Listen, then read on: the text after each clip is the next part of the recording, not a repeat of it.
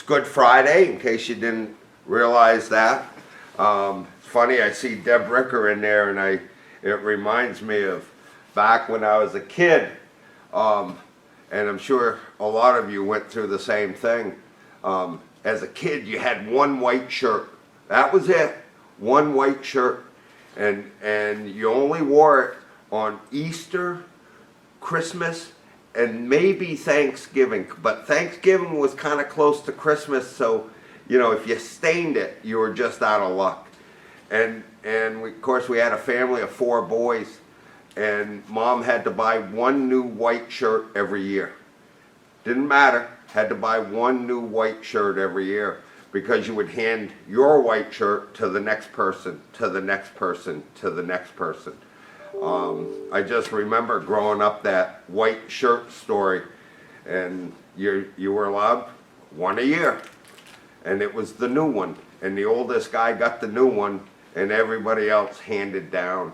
And Easter Sunday, you'd all get up, you'd go downstairs, there'd be the Easter baskets, or you'd have to go outside and look in the lawn for your little plastic Easter eggs. Dad and Mom used to put so much time and energy into it. I will tell you, we've done a great job thus far in this whole piece. And we, as hard as it is to do, we've really got to contain our contact with everybody out there. We've got to contain our contact over the weekend with everybody out there in order to continue along this wavelength. The numbers overall have started on the decline here. It was funny, I was talking with admin. I've spent a great deal talking with admin. Lindsay Curley has been fabulous. Mike Schill, out of this world. The governor have all been very available. And I was talking with them yesterday and explained that I think we missed foliage.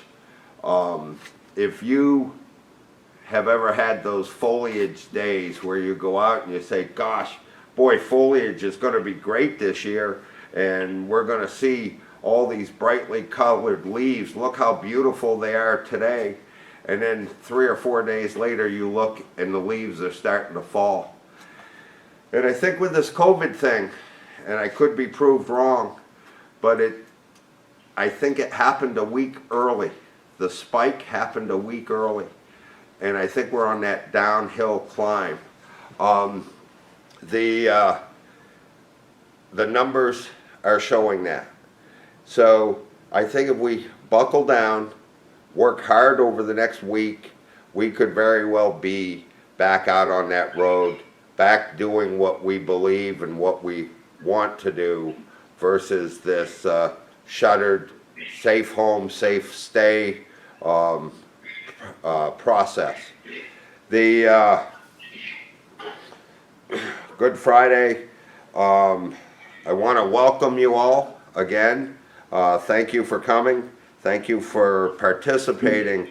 We're highlighting today a couple different things, and I'm sorry our highlights tend to be around the alcohol world, but Matt has started production on his new Crown Royal masks.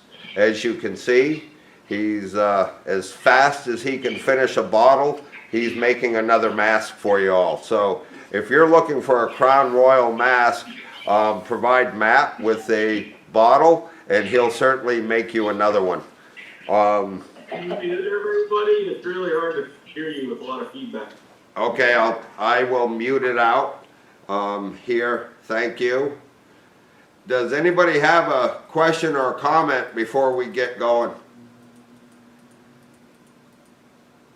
Again, I will explain there we go. I'll explain our rules for the day. I will mute everybody. I can follow along pretty easily with the raised hand technique, we've gotten considerably better at the raise hand technique. If you raise your hand, I will address your question as soon as humanly possible. Also, if you want to chat me something, just hit your chat button, send a question, and we'll deal with it there. Everybody will remain muted until we get to the point that we are open up for questions. The text hotline is working great. We had a couple questions come in this morning at about 4:30 or 5, and actually had them answered within 10 minutes, I believe it was. Roth Perry was actually texting around that hour. So if you have questions concerning COVID, the protocols, things going on, feel free to text us at 802-793-5659, our COVID text line, or you can call us at 802-229-9189. Again, those lines are generally open and monitored most of the day. I mentioned we've been working and dealing with admin, and at 11 o'clock today, the governor's going to make an announcement. All I have is limited knowledge. I believe his announcement is going to be as you think it is. It's going to be an extension of the stay home, stay safe protocols through the end of the month. But he has been very verbal about his intent to start to open the spigot. We are the only group that has submitted a very defined, very specific request that includes our policies, protocols, and training for our employees going out in the field. We're also the only group that acknowledged his spigot definition. We're only going to open it up a quarter turn, and in doing so, we have defined 3 different sectors within the construction community and a timeline to put those out. And I'd like to take a few minutes this morning and explain those to you, and explain to you how to get them, how to start working on them, and how to adapt them to your particular situation. The other piece is, and I got a notice from Bar Hill Distillery. They are going, by the end of the month, they are estimating that they can create 20,000 gallons of hand sanitizer. 20,000 gallons of hand sanitizer, and they will be making those available to those in need of them in anything from a 4 or 5 ounce container all the way up to a 55-gallon drum. They have that capability, and if you contact Bar Hill Distillery here in Montpelier, you can get on that list and try to acquire some. The other piece is, hold on.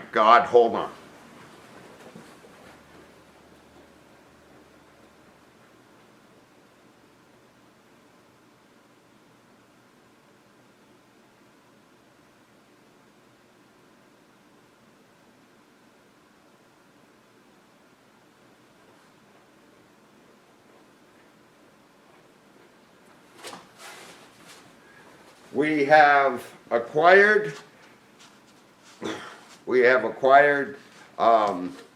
2,000, I keep calling them baklavas, and Debbie Zeiter keeps correcting me and telling me that's our dessert. They're balaklavas. I can never say that, but we've acquired 2,000 of them. They will be in here sometime around the 20th. If you would like some, you can do it that way. Call us, email us, and we will set some aside for you. They run about $2 a piece. It is our intent to distribute a small number to every contractor company to start with. And if you need a large amount, and you contact Ron Henderson at Mitchell's Teas down in Pittsfield or Pittsford, down in that neck of the woods, Ron Henderson at Mitchell's. If you contact them, they will place an order for you specifically. We've been able to arrange some special pricing on those orders based on the number you need. So that's available to you.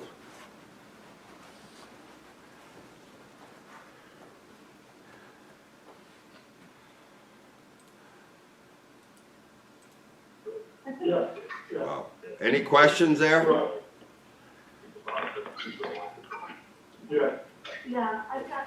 I'm trying to see who's. Yeah, but I got No. Can't do it that way, sorry. I tried. So I'll leave you all muted. I was trying to see if you had any questions. If you have any questions on that, please just text us or use our COVID text line, and we will address those questions. The other thing, so moving right into where we're at, we met with admin the other day.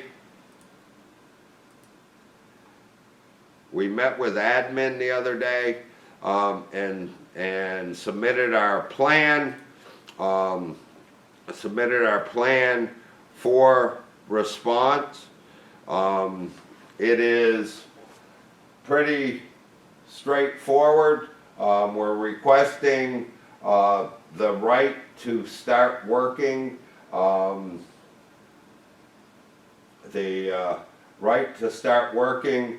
Key highlights of the plan were continued and constant education are key to the success and safety of this return to work outline.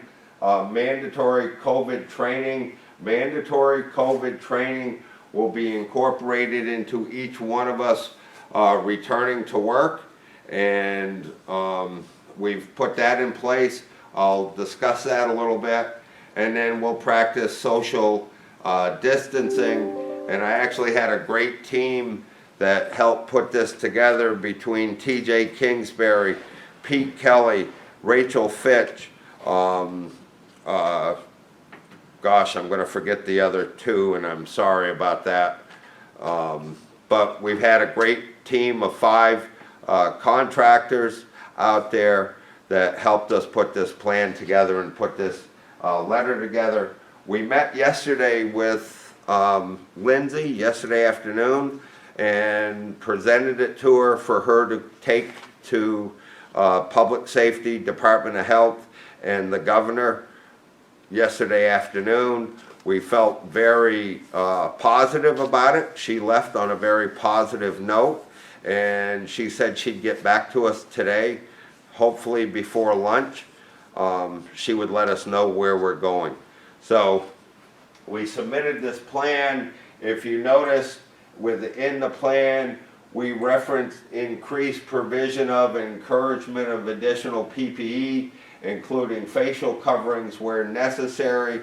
We do understand within the plan that it would be difficult to acquire N95s or any type of OSHA-approved face shields. So we have incorporated facial coverings, whether you use bandanas, scarves, or the baklavas. There, we say when we cannot maintain that 6-foot distancing, here's what we're going to do. We also incorporated into the plan, and this is going to be important for you to understand, that every site out there will have to have a site safety representative to monitor, evaluate, and implement, and it will be their responsibility.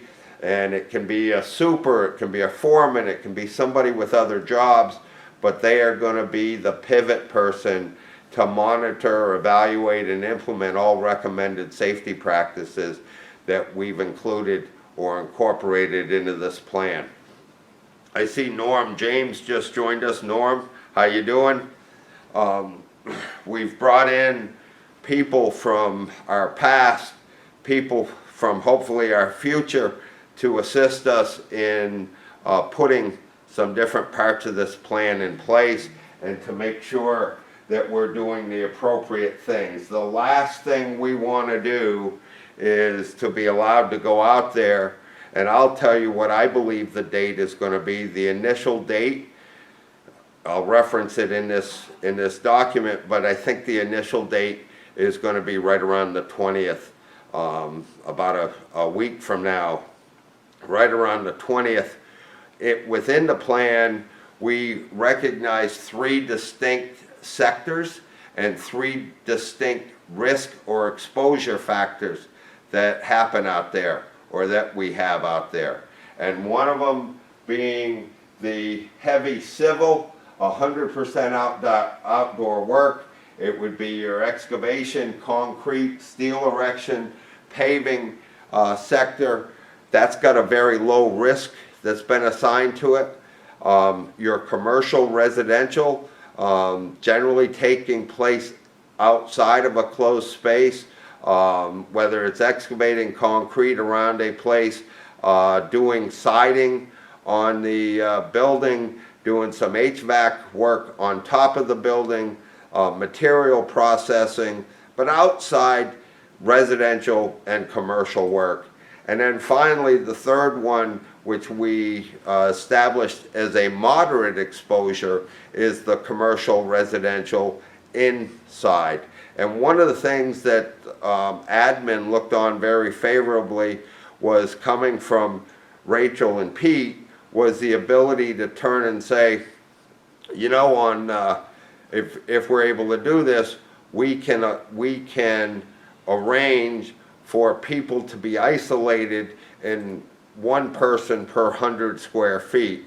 So we're working through some of that, and again, trying to present it as, and did present it as, this type of 3 classifications for work that is going on out there. The other piece is our intent with this was so that heavy civil, the first lowest exposure risk, would commence on April 15th, and if that's not possible, we'll happily start on April 20th. So we've kind of given them a little bit of latitude in allowing us to go back, but we are generally holding our mark at that 20th date. And again, it's going to come down to what the Department of Health and what Dr. Levine actually says this is the game. So we'll wait to hear from them. We submitted that. I will quickly just show you the timeline that we submitted with it.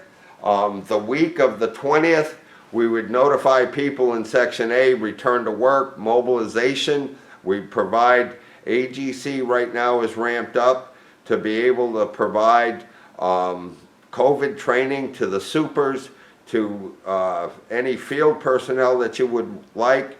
And we've got 2 different programs that we're working on. One is train the trainer, what the supers or SSR should know. What the super or SSR should know. And then secondly, if you want us to do the training for the field personnel, we have that second ability. Also during this time, you would prepare and let us take a look at your company protocols. I will also emphasize, and I found it this morning, also emphasize the need to have your employees checking temperatures, checking their temps before arriving. And if anybody is running an abnormal temperature And that abnormal thing by CDC has been defined at 100 degrees. If we're running over 100 degrees, then we probably shouldn't have them on that job site that day. If anybody is running over 102, they should be reporting to get a test.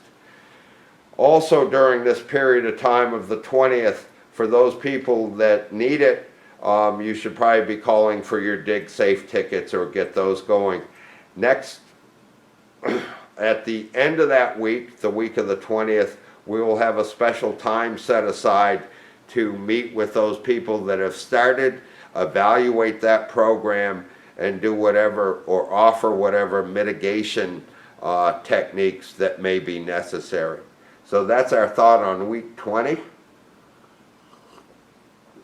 On week 27, we see ourselves literally starting the Section A, getting those things going, employees checking temps before arriving, and then mobilizing and going through the same technique with our Section B teams.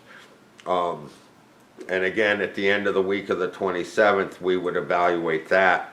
And then we move into the week of the 4th.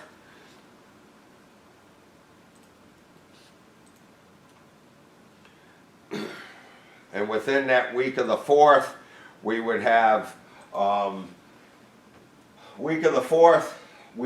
workforce in non-hot spots overall. Non-hot spots. I mentioned non-hot spots because part of what's going to make this work and move smoothly is if we don't all of a sudden kick back up and we don't all of a sudden show a secondary spike.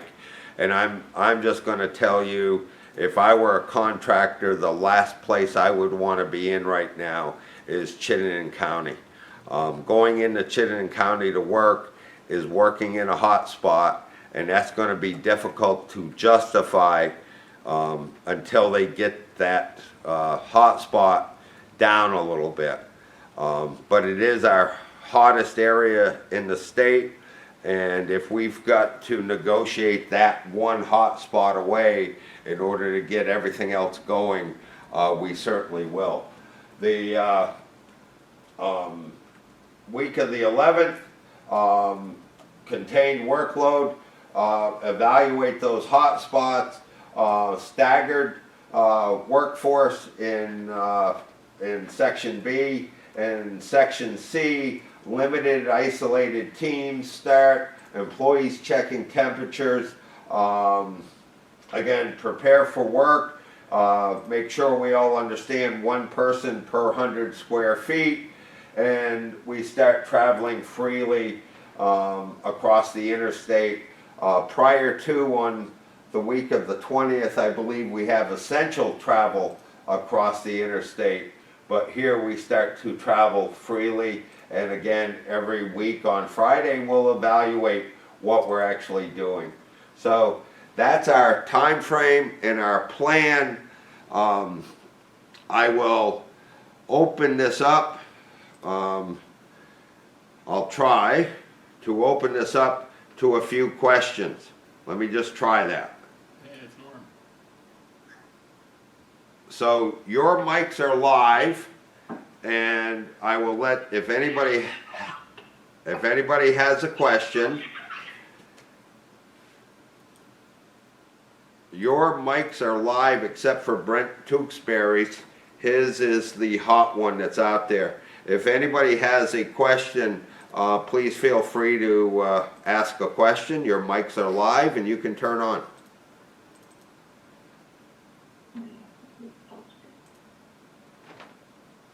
Anybody?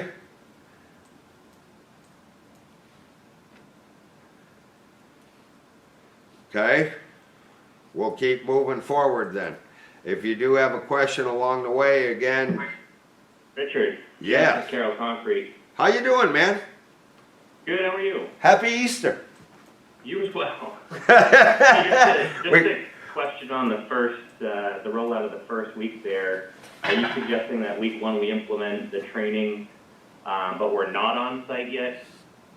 I'm saying in during that week, and I purposely put that evaluation piece, I think we are gonna have this mobilization, training and protocols probably isn't gonna happen in a single day.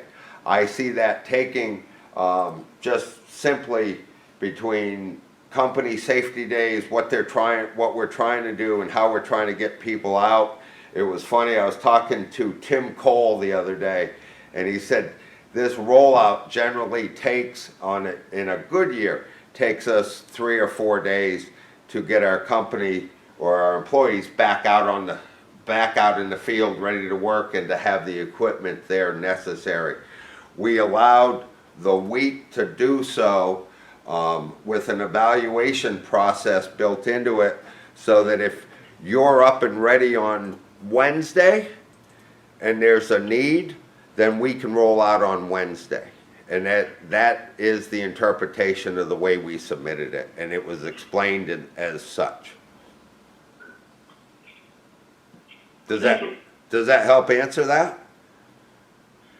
Yeah, we're just curious on how quick, say the bridge guys are gonna be able to mobilize back on site, be ready for concrete, and how quick we would have to mobilize to bring our people back into the plants and get the plants ready to roll, so. So your mobilization and supply has been a big question in this, because you tend to hover and you don't hit low and you don't hit moderate. So what tends to happen at that point is we understand it and accept it. That being said, it is the intent to have these guys up and running in Section A by the end of week 1, right?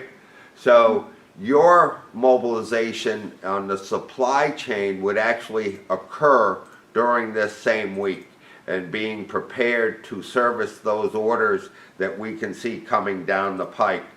Part of the reason I referenced in there call for dig safe tickets is these guys, the people on the ground are gonna have to plan a little differently during this whole period. I can't just say during this 4-week section, but they're gonna have to plan a little differently, and they're gonna have to give you some sort of lead time to understand what their needs are gonna be.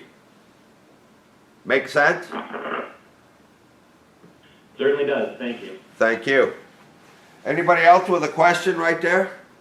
I know Norm's trying to tell us, how about checking temperatures during the shift? I'll tell you, the last thing I want is Tim Cole trying to check my temperature, okay, Norm?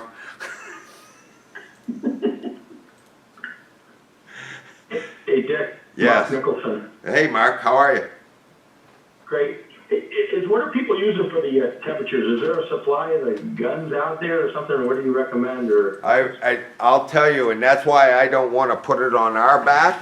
I think, one, we can't, from everything I've seen, we can't acquire the guns right now. When we put this in place, it was self-checking temperatures at home before they left for work.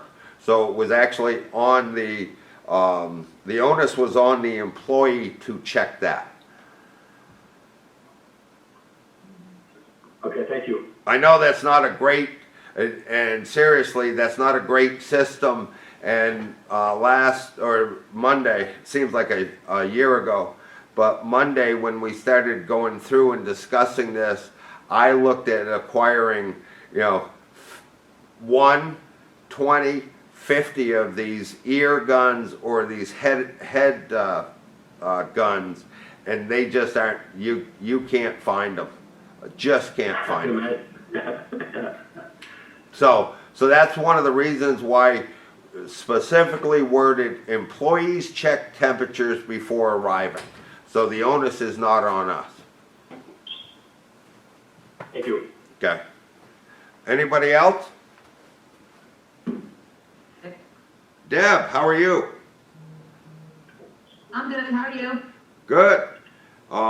And then I see, I put pics there, well, the other day, so anyway.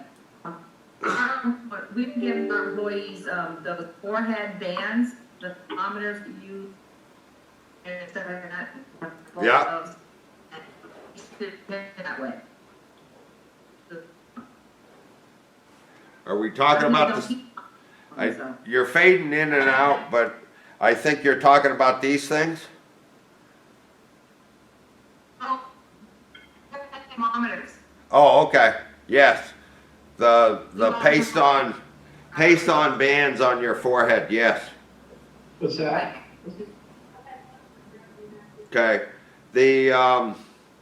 and I see that Deb Ricker just let us all know that those thermometers or guns are available online through Amazon, and she just ordered one. So they are out there. I couldn't find them quickly on Monday, but again, I would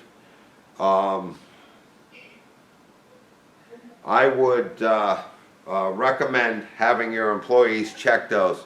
The other question that was just asked, Lori Weir just asked, will there be a specific list posted for the Section A, Section B class jobs? It's not by class, and again, this will be available on our website. It's actually by work. So if you look up here, it's actually by work, the way it was all classified and put together.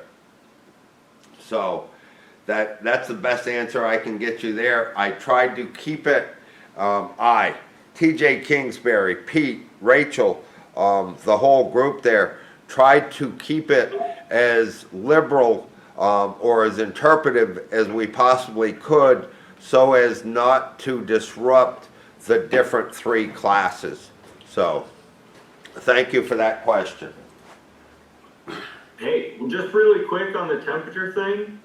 God, I don't want to talk doctor stuff. I know, I'm sorry. But I think it's kind of important to remember that the onus should really be on the employees and not be on the employer. Because if that employee comes to work and we check their temperature, and let's say they have 101, 102 degree temperature, right? We now know that that employee just exposed every other employee that's at our job site to their high fever and whatever sickness that they're facing. Rather, and I know that's kind of a cover-up way to look at it, but the onus really should be on the employee to be checking their temperatures at home and not coming into work. Because if they do come into work, we check it, we now have record of an employee with 102 degree temperature and the 12 people that were at the site with him. And now we have to think about, are we then going to self-isolate or do a kind of forced self-isolation period for all those employees who are exposed to this guy that we have record of with our high temperature? So it's one of those things where we could walk ourselves into reportables as it relates to COVID, because we're now having evidence that this guy could have infected those people at our site. Not the one guy that we tested his temperature, but the others who were there breathing his air. And thank you. So I'll give you a point in, just a quick point here. This morning got a phone call, a company had one of their employees that called in this morning to say that his wife was ordered quarantined. What should he do with the employee? And again, our response was, he's isolated, he's gone. If he does not, and this is CDC, if he does not show signs within the next 7 days, we can bring him back. If he shows signs, you've got a 14-day quarantine to include 3 days of him being clean. And if it takes 14 days for him to get clean, then you've got 3 more days added on to that 14-day quarantine. So what you, and then on the back side of it, another employee on that site called in sick today because he wasn't feeling well. And so you got a 9-man team.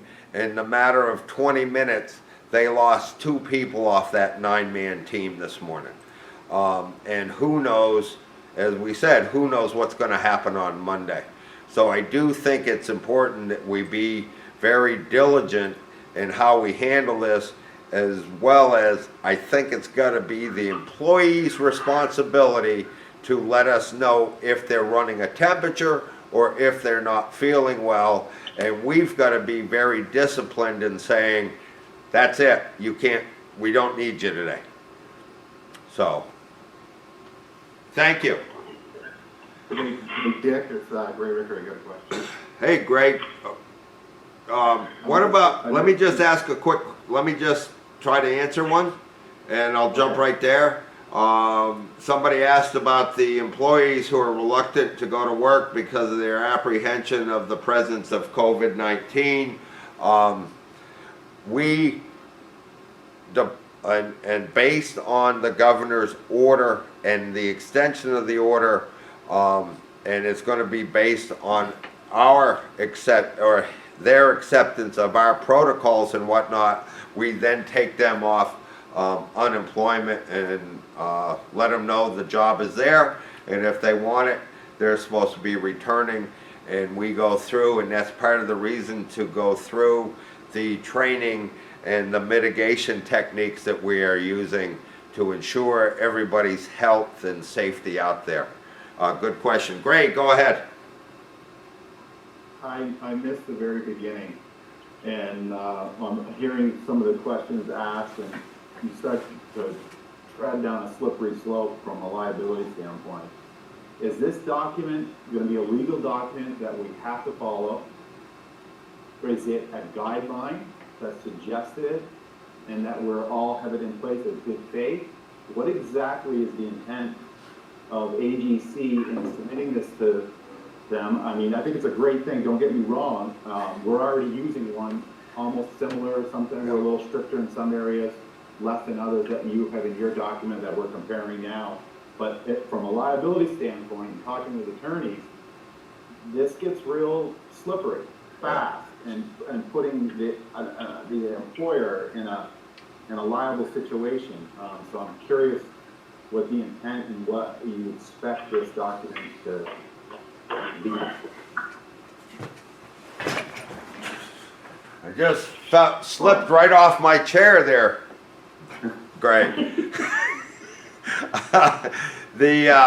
So the intent of the documents and the documents, classifications, everything we have is, as the governor asked, for guidelines on how we would reintegrate the integrate the construction world. How would we do that? And we spelled out some very particular guidelines in doing so. And again, I'm using the word guidelines. There's no law, there's nothing out there, but I will tell you from an exposure standpoint and from the ability to restart work, if you are not following this set of guidelines or a similar set, you will have problems on your site. Does that somewhat answer what you're saying? It does. I kind of thought that was the answer, but I just wanted to, put you on the spot on it. No, that's good. Hey, Gray, have you been to Jersey Mike's? I have. I'm waiting for the ability to go back across the border to run into Jersey Mike's to get another grinder, because they're good, but they aren't worth that 14-day quarantine. I will, as Gray just mentioned, I will now mute you all one more time, seeing no more questions, and I will jump to the our second document.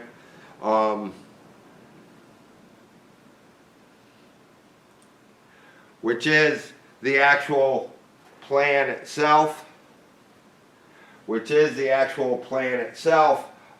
This is out on agcvt.org, agcvt.org. And by the way, before I get into the plan out there, this might help Debbie Zeiter. You go into agcvt.org, you will see right in the corner the COVID response strategy. You click on Get Informed, and your COVID response pieces are all right there. Don't forget to go to the birdhouse. To include our AGC COVID exposure prevention preparedness response. You just click on that. It'll open up in a Word document, and you can start to work it. All we're giving you is a guideline, a baseline to start with.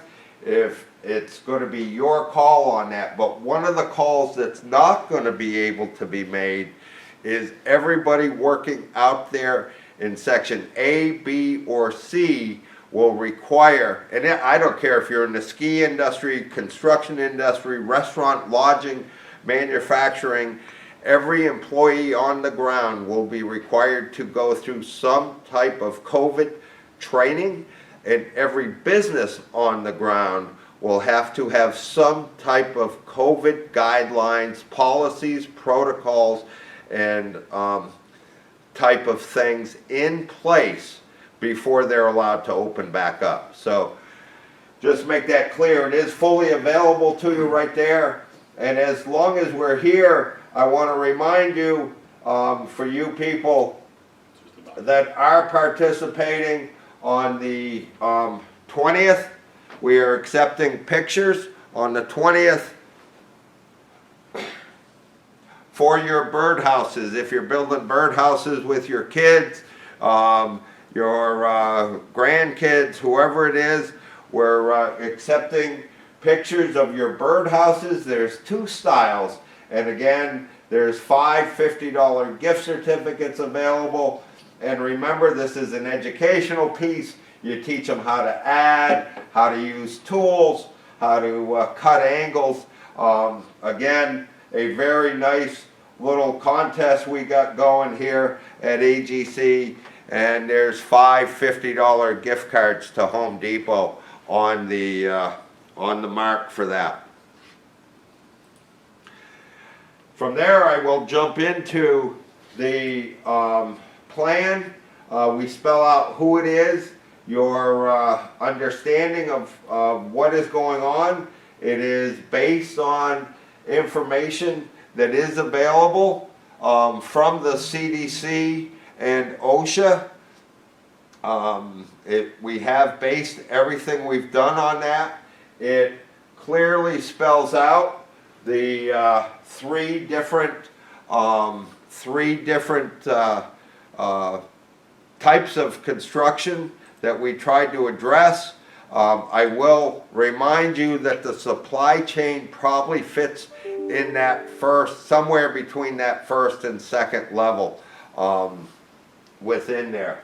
The program would intend to commence construction in a staggered system, A, B, and then C, rolling out the 3 different segments. We identify the key points, as you should, whether you use ours or write your own.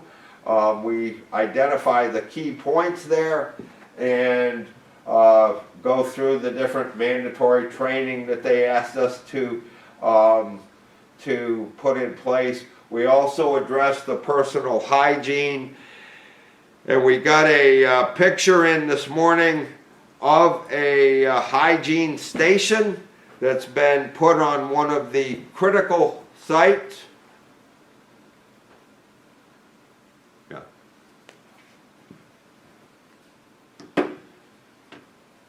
That's been put on one of the sites. It will require, the protocols will require you to figure out some way to put in the ability for people to wash their hands, to clean their hands, to sanitize, and on a regular basis, as well as cleaning the outhouses twice a day, sanitizing the outhouses twice a day, and sanitizing all handles or whatnot that they would come in contact with.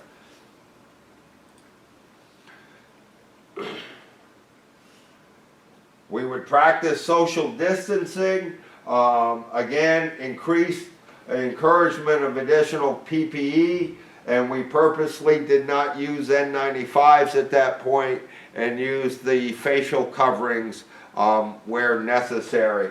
We broke the rest of the piece down into responsibilities of managers, supervisors, job site. We got into job site exposure situations, job site cleaning and disinfecting, general questions, and then we included a checklist at the backside for employers and employees. We've included in this a toolbox talk so that you can give a toolbox talk to your employees, and then we included some prevention and recommended work practices as well. That's level 1, if we say. Level 2 is, and it's still in draft form, we'll be sharing it with all of you in the coming week, but we do have a train the trainer program we're working on for supers and for your SSR folks, and we have a trainer or a training program if necessary for those people on the ground if you want us to assist you with that. It is our hope that next week we'll be able to tackle about 15 of these train the trainer or individual pieces.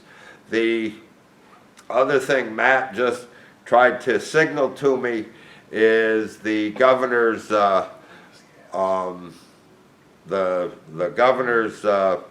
press conference is about to begin at 11, and it's titled that he is extending, as I said earlier, I believe he's going to extend the stay home, stay safe thing through the end of the month, but we have, with a turn of the spigot, as he keeps saying, and I believe they'll be evaluating that either today or Monday, and I firmly believe that we will be headed back out the door sometime around the 20th. So that's where we stand with that. There, again, I could go further into it. So Lauren Weir just told me it's extended until May 15th. Extended to May 15th. Thank you, Lauren. I'm really feeling great right now. Okay, I just made your mics hot.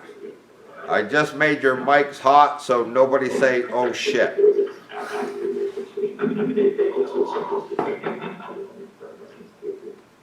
That Brent's got a hot mic on his. Anybody have a question here? Anybody have any questions? Your mics are live. If you want to just click your unmute button, you'll be able to come in.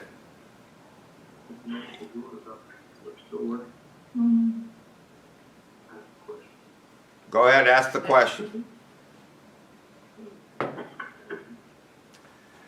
Deborah Wright, go ahead. My question has to do, I put it in chat, but I need an answer. Clean stations you're talking about, how does that work for utility flaggers and don't have any set? I didn't understand a thing you just said. Apparently my audio sucks. Construction sites, if you're doing utility work and you don't have a set site every day, how are you supposed to have a clean station? Okay, so how does the clean station need to work for flaggers, especially as utility flaggers with no set construction site? They've got to have handy wipes, sandy wipes, whatever it is, but you've got to be able to keep their exposure minimized. We- Right, do that now. Okay. Because you showed that instruction set up. Yep. So, that is how they're expecting us to handle it. Shaves, what will you be doing about IMSHA classes? Miss Shaves, we did our first 2 this year, with IMSHA, or this week. We've got 3 of them next week. There's 3 online IMSHA classes. If you go to AGCBT and register, we'll send you the link and we will provide your IMSHA training virtually, just like this, online. There's a couple other caveats we're asking you to put in place, and I'm happy to talk about that if you give me a call later. 802-229-9189. And then I saw Cheryl Harvey ask me something, and Cheryl Harvey, what is happening with the companies that are not in compliance with the stay-home order? As I understand it, and there's 2 things that have been happening. We've seen OSHA out questioning the companies out there about their protocols. We've had 2, I won't say forcibly shut down, I will say 2 that were asked to just shut down, and they had to walk away from the site. And we've had a couple different suppliers or those type of entities that were inspected as well. I know the Department of Health has been sending people out to check on this as well. And yes, Norm, I did know that. I just announced it while you left us for coffee. Anybody else? Any question? Can I make an additional? I'm giving you the mic here in half a minute. Okay. Matt wants to, That was one. hold on, Matt wants to say something. I can wait. Okay. So that's where we are in my Ballywick. I'm gonna go try to jump on something and see how our thing has been accepted, or if it's been accepted. So what AOT has said, Deb Rickard just asked, Deb Rickard, They're requiring COVID training. okay, Deb Rickard just asked a question I can't find now, but it looks like Deb Rickard just asked, no, it wasn't Deb Rickard, it was Greg at Peckham. How should a company prove their required COVID training for employees on an AOT or other construction job? I'll tell you, AOT and ourselves had a meeting yesterday. They are willing to accept our guidelines, and there will have to be some sort of paperwork to support that training. And if you're using something other than our type of training, that training outline is going to have to be available to either your resident or part of your contract bid documents. Yes. Anybody else? Anybody else? So I'm gonna go back to muting you all again, and Matt and I have. I just want to tell you, I hate Matt. I hate him with my whole heart. I am so friggin' tired of Matt. You cannot even believe it. We have been locked in this building together. I feel like I'm on a spaceship and there's no place to go. I can't even hide anymore. It's terrible. And I was sitting here thinking, boy, I oughta, because he lives by himself here in Montpelier, I ought to invite him over to Easter dinner with Mrs. Wobby. And then I said, are you friggin' nuts? There's no way you're going to invite that guy to come to your house. So I am going to turn this over to Matt now, and I hope we're serving some purpose. I hope we're helping you through this. I want to go check what has just been said, what has been done. Matt has done a tremendous job on the front side with interpreting, understanding, and knowing what's at the forefront for us. They've been some long days and short nights over the last 3 weeks, as you guys probably have had as well. But I'll switch it over to Matt. I'll remind you that as soon, it looks like, Greg, it's gonna be after the 15th before we can all go to Jersey Mike's again. Matt, come on up. Those mics are hot too, by the way. That's all right. I'm gonna be quick. So maintaining our, we have a rule here, you know, the best practices suggest a 6 feet separation. We've actually decided to double that because 6 feet, you can still throw a can of soda at somebody. So we have 7 to 12 feet as a minimum so that we can both stay dry here at the office. So, hey Norm, this is my first time ever seeing you before. Nice to meet you face to face. His mic's not on, don't tell him. I can't hear you. Do not tell him his mic's not on.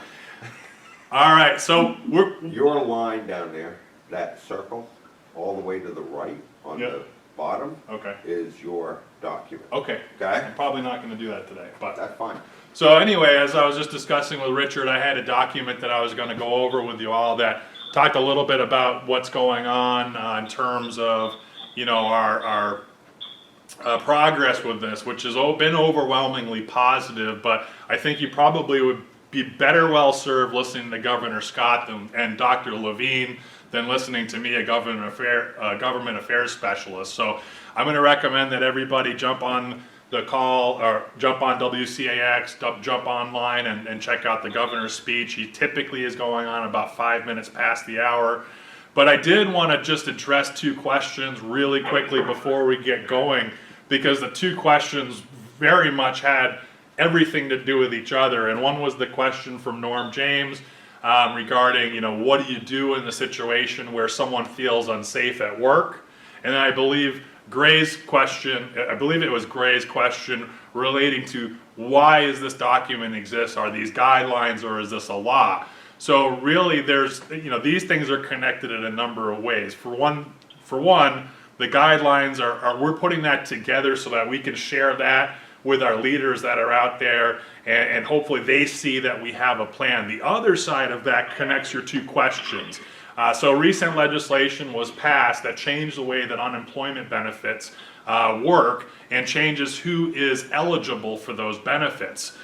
So one of the things that was added to that we have to be conscious of was there is now a self-termination option for employees if they feel that you're not following CDC or OSHA guidelines in relation to the COVID outbreak.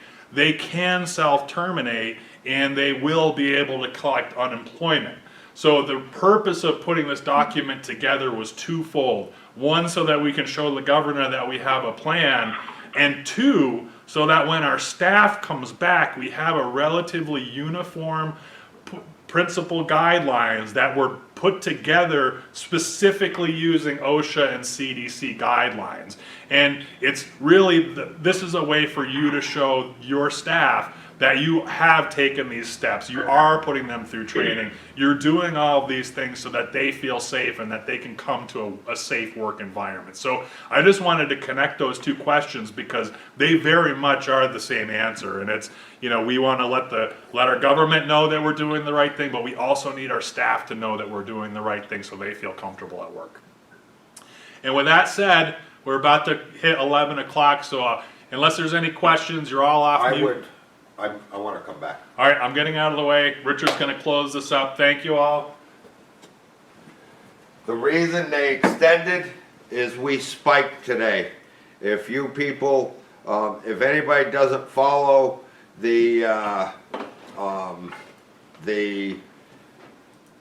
anybody doesn't follow the numbers, you can get them at Vermont Department.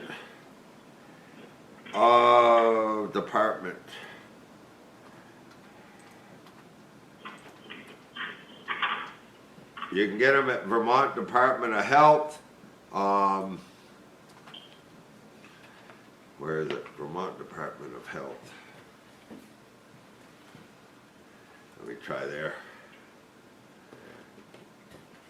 I don't think this is where I wanted to go. Vermont Department of Health,